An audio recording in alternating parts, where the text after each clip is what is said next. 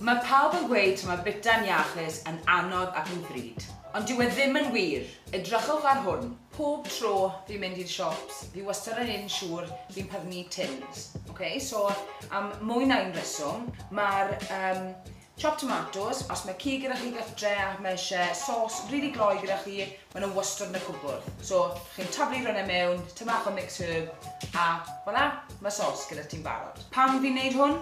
Achos mae rhaid chi'n prynu llawn o siwgr a so chi'n gwybod beth sy'n mewn nhw. A peth arall sy'n really handy mewn tins yw pysgod mewn tin. Edrych yn y cwbwrdd, rhywbeth rwydd, maen nhw'n yn barod. Maen nhw'n llawn o omega-3 a maen nhw'n parad hir yn y cwbwrdd. Fi wastad yn cadw carten o llath almond neu llath soia. Fi byth yn hifed llath o buwch. So ni'n gwybod beth sy'n mewn e.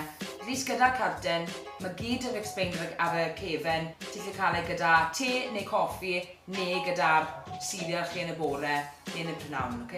Mae'n iachus, chi'n gwybod beth sy'n mewn e. Mae hwn yn rili poblogaidd nawr a mae'n perffaith ar gyfer vegans. Nawr, mae hwn yn un peth fi'n gweud fel pawb. Pa carbohydrates ydych chi'n bita a pa amser y dydd ych chi'n bita nhw. Mae'n eisiau beth a carbs dda a carbs drwg. Mae'r carbs gwael, fel bara gwyn, tato gwyn a pasta gwyn. A carbs dda, bara brown, pasta brown a rice brown. Felly rhywbeth arall fi'n bita pob dydd, yw big must i fi, yw brecwast. A beth chi'n bita am brecwast. Mae'n rili bwysig ni yn. So chi'n mynd i colli pwysau yn sgipo fe, uwd. Na un peth fi'n dwlu arno. Mae'n gloi, chi'n cael sgwped un o uwd, llath, almond neu soia, tymach o ffrwythau, gyd gyda gilydd, mae'n iachus a mae'n cadw chi'n llawn tal amser cino. Os chi mewn syniadau newydd am brecwast, edrych ar fideos brecwast fi. Mae cig yn bwysig iawn i diet fi a pawb arall. Fi'n dwlu arno cig, wastad wedi dwlu arno fe.